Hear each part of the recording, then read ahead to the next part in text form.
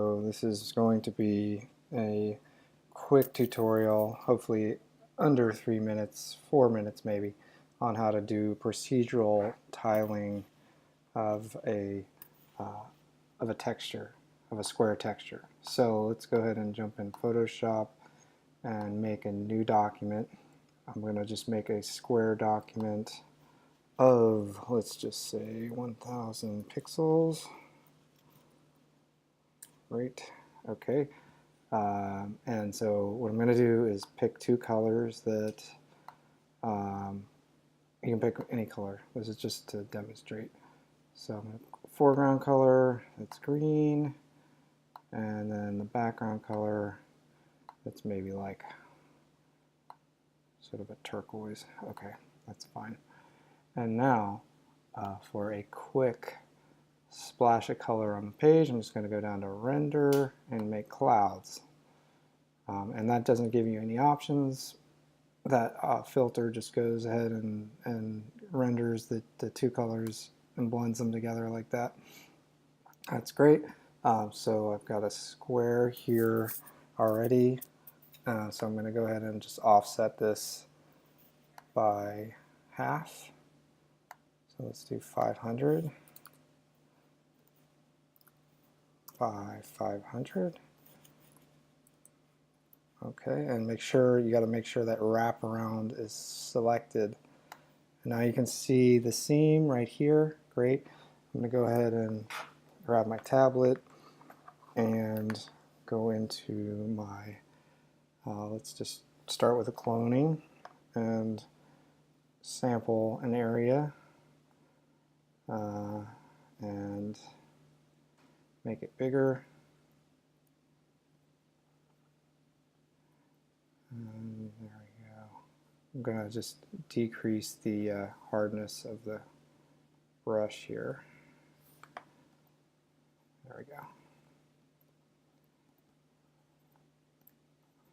And I'm just going to do this as quickly as I can just to get rid of the hard lines. I'm going to increase the brush size a little bit here. Okay, and all I'm doing is holding down Option or Alt and sampling from one area and bringing that into the seam culprit area. Okay. So the next round, we're going to go ahead and add another effect, another procedural effect. Now we could go into the filter gallery. Yeah, let's just do that. Okay, so filter gallery. Now you can get all these artistic filters. You can get, let's see, these like Kraucray, however you say that. So let's go ahead and maybe do that. I'm going to make it really spaced out. So this is going to make it look a little more worn, and it'll start to get a little relief pattern on my overall texture here. So I'm going to bring the depth down a little bit too. Okay, great. So that's fine. And notice that I've just done this on one layer, just in the kind of the rushing to get through this tutorial, because I want it to be quick. All right, so that's on there.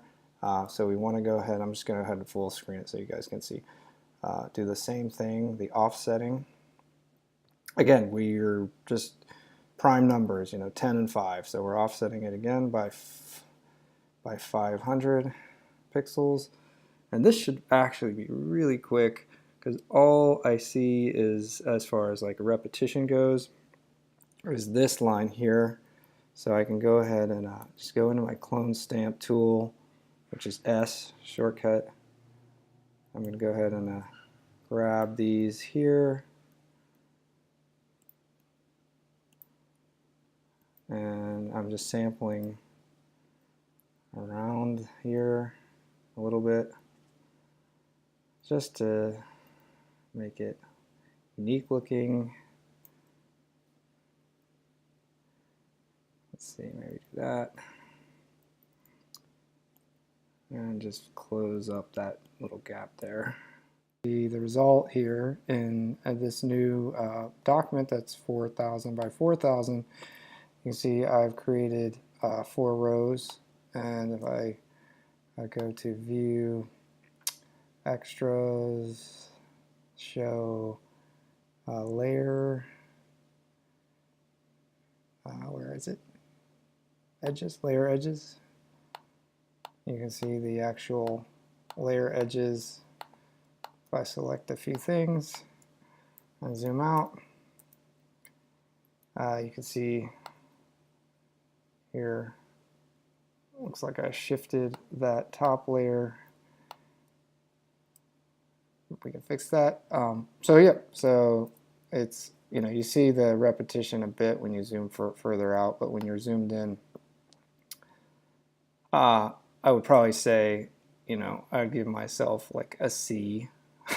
It's not that great. There's a lot of contrast in those clouds, which you can fade out when you first do that clouds operation.